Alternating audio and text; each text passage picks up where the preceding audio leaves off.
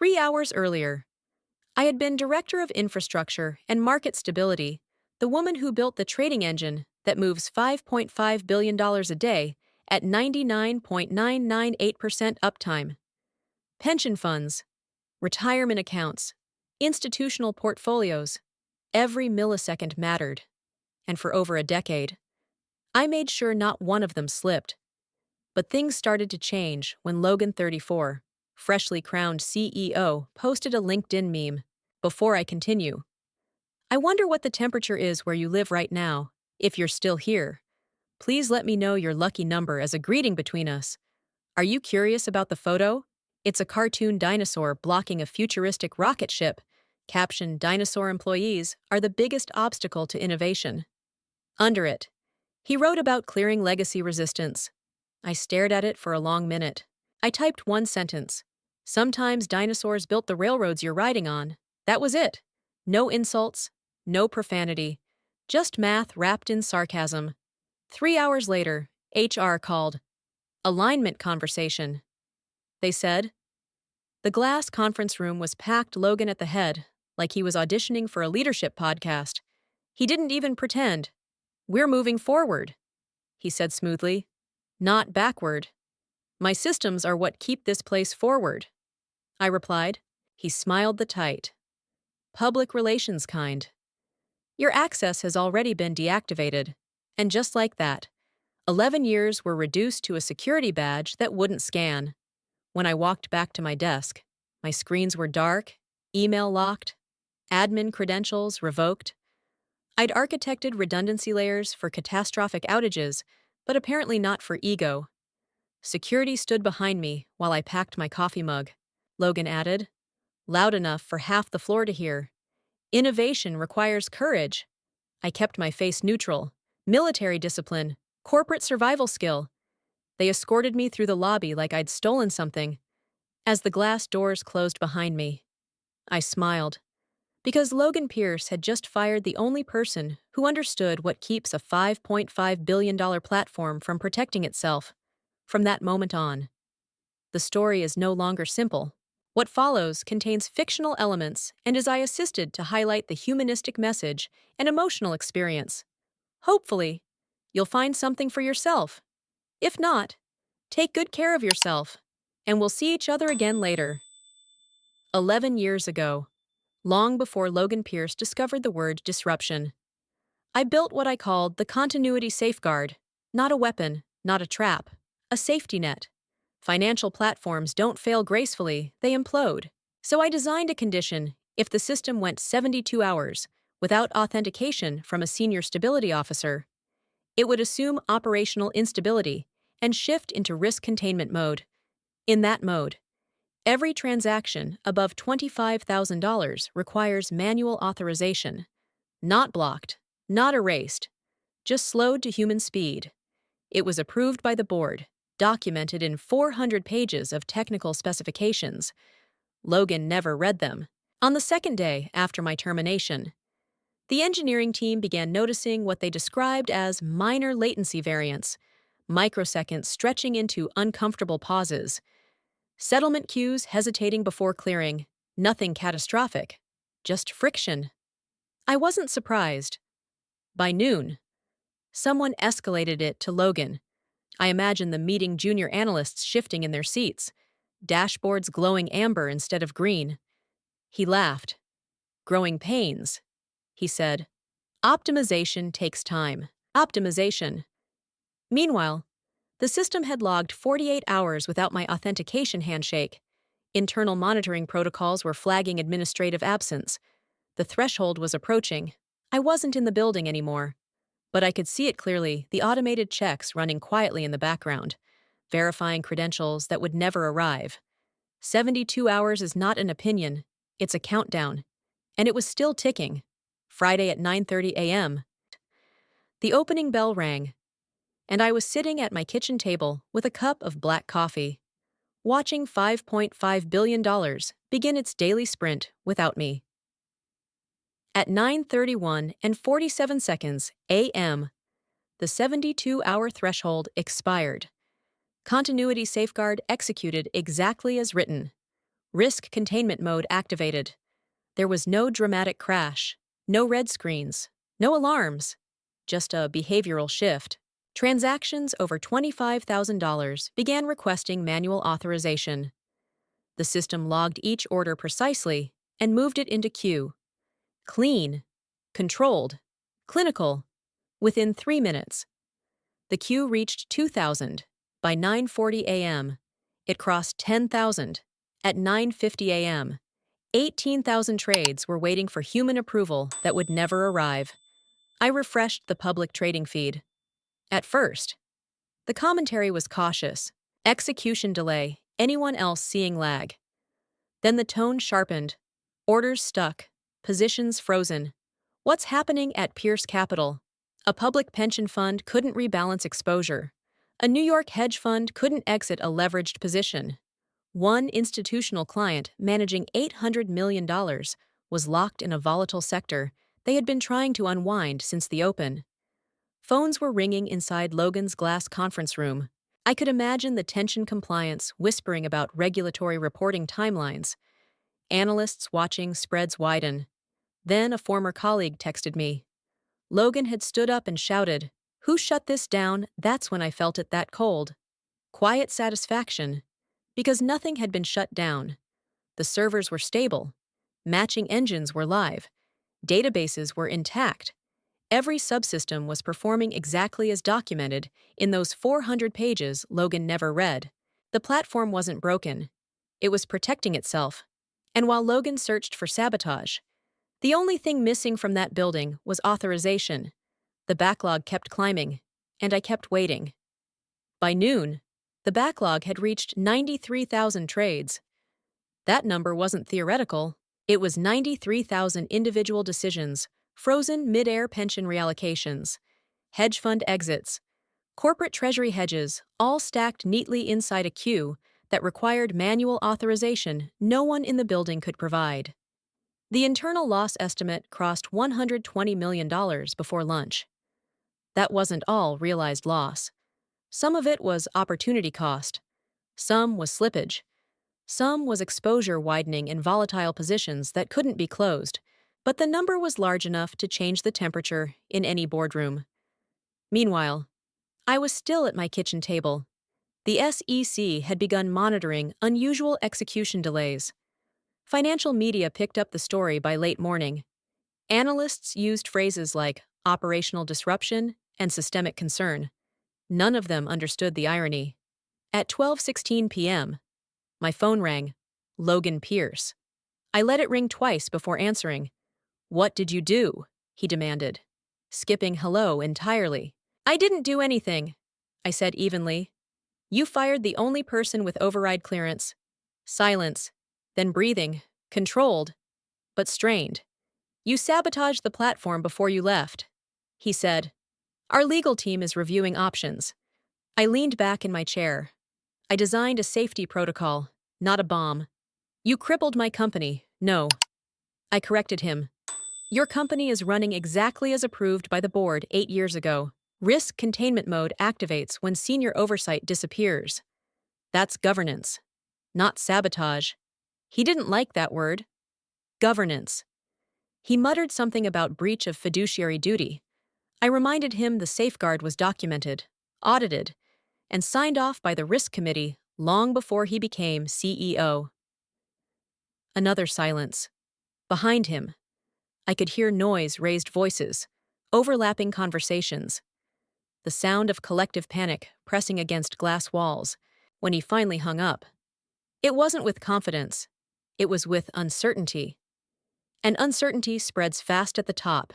Within the hour, I received an email from a board member asking for clarification regarding system design intent.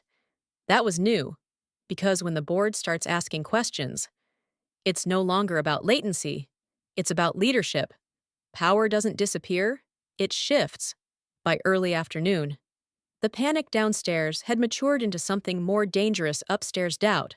At 2:14 p.m., my phone rang again.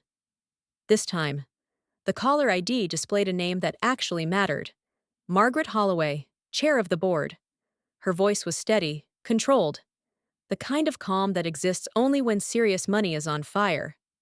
"Sarah," she said, skipping pleasantries, "Logan is alleging you embedded malicious code before your termination." Of course he was. I embedded a board-approved safeguard 8 years ago. I replied. There's a difference. She didn't interrupt. I'm forwarding documentation now. I continued. Page 112 through 147. Continuity Safeguard Framework. Risk Containment Mode.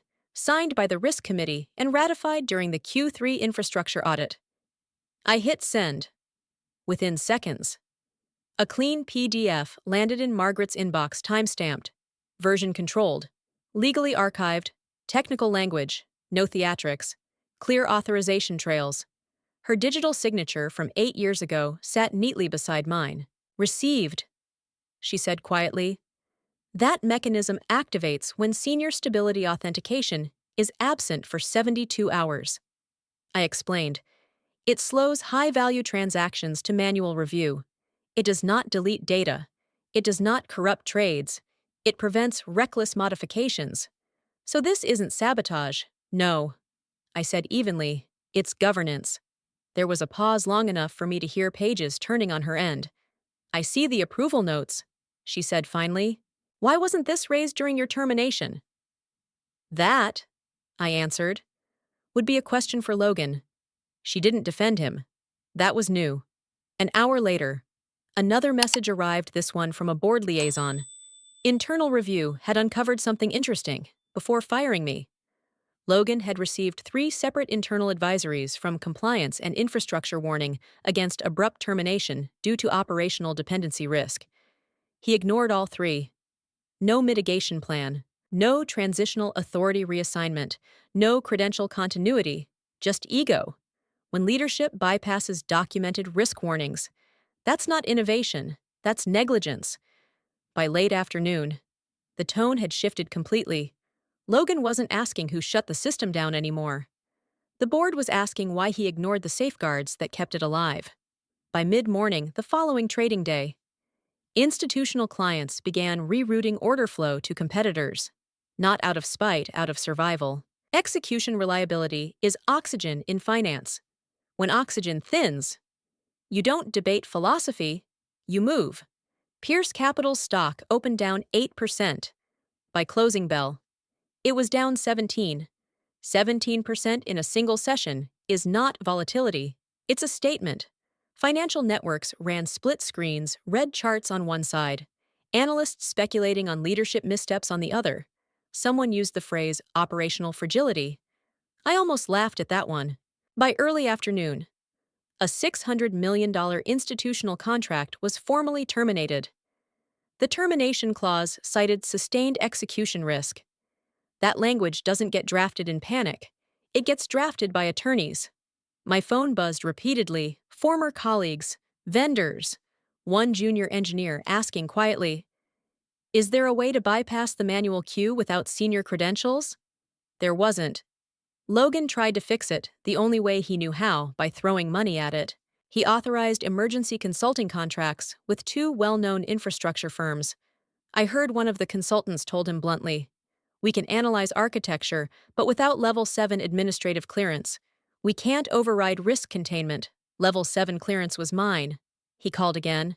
"You're costing this company hundreds of millions." He snapped. "I warned you about operational dependency." I replied. "You're enjoying this?" "No," I said calmly. "I'm observing consequences." Silence again. "Then we'll rebuild the platform." With what authority, I asked. "You don't even have the keys to the current one." He hung up. That afternoon, another message reached me through a private channel. One board member, not Margaret, had formally requested an emergency executive session. Without Logan present, that detail mattered more than the stock price. Because when the board meets without the CEO, it's no longer about technical recovery. It's about containment. And once containment shifts from system protocols to leadership decisions, there's no easy reversal. Some thresholds, once crossed, don't count down. They close. When the board finally reached out formally, the tone had shifted from accusation to negotiation. Margaret's voice was precise. "Sarah, We'd like you to return as a consultant to stabilize the platform. Consultant. Temporary, disposable, convenient. No, I said. There was a pause on the line. Not offended, recalculating. What are you proposing? She asked. For the first time since this started. I felt the control shift completely into my hands. I'm not coming back to patch holes. I replied evenly. If I return, it will be as Chief Risk Officer. Silence. I will hold a permanent seat on the Oversight Committee. I continued. Any infrastructure modification requires my written approval. No unilateral architectural changes. Margaret didn't interrupt, and Logan Pierce must be placed under internal investigation for breach of risk protocol. That part landed heavier. That's a serious demand, she said carefully. So was firing the only person with level 7 clearance during peak market hours. Before she could respond, another voice cut in on the conference line. Logan, this is extortion, he snapped. You're blackmailing the board. I didn't raise my voice. I'm offering oxygen, I said. You're just mad you need it.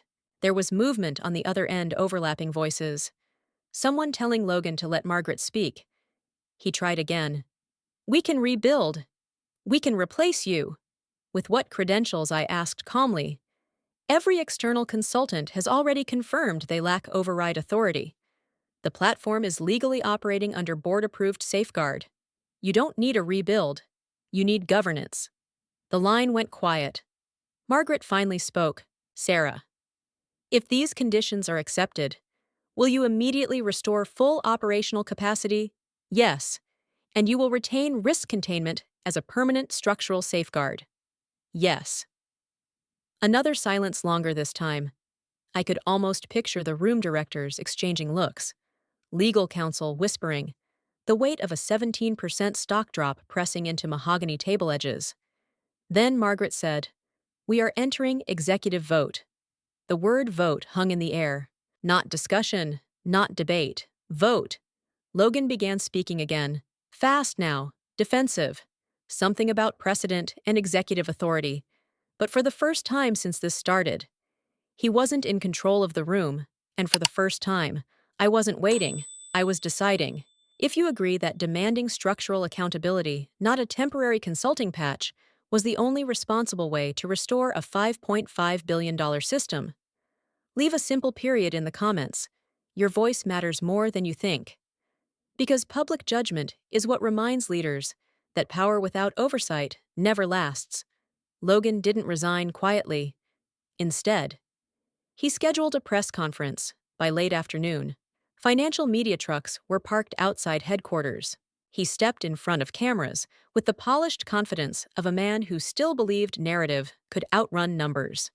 We are addressing temporary disruptions caused by legacy structural resistance, he said.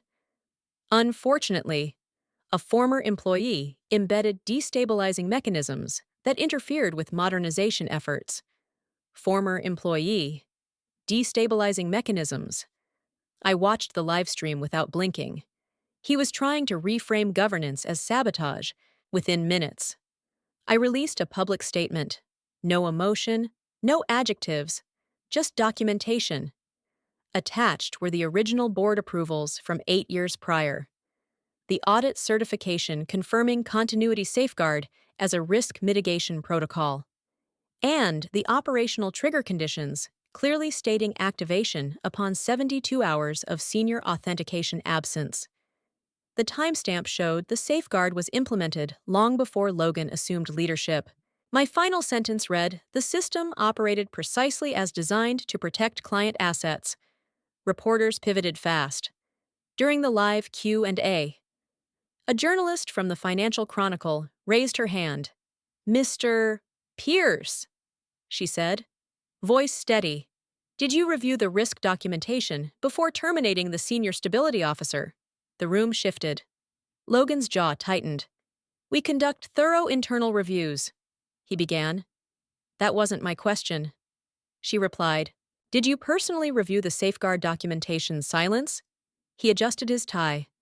We rely on leadership alignment and strategic direction, not an answer.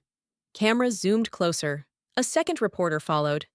Is it accurate that 3 internal compliance advisories warned against terminating her without transition authority? Logan's composure thinned. We are evaluating all internal communications. Again. Not an answer. Then something happened I didn't expect. A separate feed cut into the broadcast a recorded statement from Arthur Pierce, the company's founder, Logan's father-in-law. Arthur looked older than the last time I'd seen him, but his voice was clear. Sarah Brooks designed the most stable infrastructure this firm has ever operated under. The safeguard in question was approved by this board during my tenure. It exists to protect investors, not ego. The room went silent. Logan didn't speak. For the first time since this began, he wasn't defending a strategy. He was standing alone. And when the founder publicly sides with the architect, the battle stops being technical. It becomes existential. Justice, in corporate America, rarely arrives with drama. It arrives in a vote. The executive session lasted 43 minutes. I wasn't in the room. But I didn't need to be. When Margaret called, her voice carried no hesitation. The board has concluded its review, she said. Logan Pierce is being removed as chief executive officer, effective immediately. There it was. Not a suspension, not a reassignment, removed.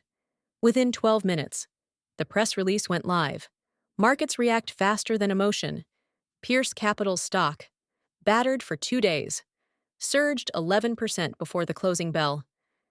Analysts shifted tone from leadership instability to decisive governance correction. Correction. That word felt appropriate. I returned to headquarters an hour later. The lobby that had watched me escorted out now watched me walk in unaccompanied. No security. No HR, just silence and space. When the elevator doors opened onto the operations floor, conversations stopped, not out of fear, out of recalibration. I walked directly to the server room. Margaret and 2 board members were waiting. No speeches, no applause. Ready when you are, she said. I placed my hand on the biometric scanner. The screen prompted senior override authorization required. I entered my sequence. The system paused for verification encrypted credential exchange. Multi-layer authentication, then displayed administrative authority restored. I selected Release Queue. 240,000 pending trades began processing. The first 10,000 cleared in under a minute. Settlement engines recalibrated. Latency dropped to normal parameters. Spreads tightened across affected positions. Within 18 minutes, the backlog was fully resolved. No explosions, no theatrics, just restoration.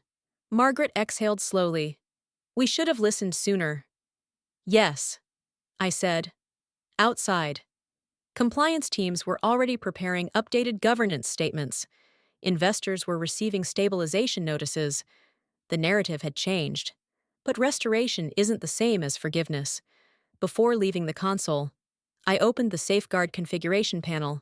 Risk containment remained active as designed. Then, I added an additional control layer, executive termination lockout review. No senior infrastructure removal could occur again without multi-party authorization and transition protocol enforcement. Governance. Formalized. I closed the panel. Logan's name was already removed from the system directory. The platform was stable. And this time, so was the oversight. Stability doesn't announce itself. It settles in. 2 weeks after the vote, my title officially changed to Chief Risk Officer. The office was different, the authority clearer. But the mission remained the same: protect the structure before ambition fractures it. The first policy I signed into effect wasn't dramatic. It was mandatory mentorship. Every junior engineer would rotate through legacy systems training. Every executive would attend quarterly infrastructure briefings. No one would approve innovation without understanding the architecture beneath it. During the first leadership meeting, someone asked whether this meant slowing progress. I answered plainly, innovation isn't replacing the foundation, it's building on it. No one argued. Logan cleared his office quietly. No farewell memo, no rally speech, just a resignation filed and a name removed from the executive directory. Markets stabilized, clients returned, Governance protocols were rewritten in language no one could misinterpret. Before closing the final review session, I reopened the safeguard configuration panel. Continuity safeguard remained active. I didn't delete it. When Margaret raised an eyebrow, I told her, "You don't remove the fire alarm just because the building stopped burning. This time, the foundation wasn't just strong, it was understood. Power isn't loud, it's prepared." What this experience taught me wasn't how to win, it was how to build something so solid that ego can't easily destroy it. Competence isn't flashy, documentation isn't glamorous, safeguards don't trend on LinkedIn. But when pressure hits, the quiet work is what protects everyone else's livelihoods. I didn't bring down a company. I enforced accountability inside a system designed to prevent reckless leadership. There's a difference. And if you've ever been underestimated, pushed aside, or labeled legacy, you understand how restraint can be stronger than rage. So I want to ask you, if you were in that room, watching years of your work dismissed in a single sentence, what would you have done? Would you walk away quietly, or would you make sure the structure you built could defend itself? And tell me, where are you listening from right now? If this story made you think differently about leadership, oversight, or your own value, a simple action from you matters. One subscription helps this message reach someone who needs courage today. One comment keeps the conversation honest. One share might remind someone they are not powerless. This story was fully created and produced by our team. We do not copy or borrow content from any other channel. Thank you for staying with us and listening until the end.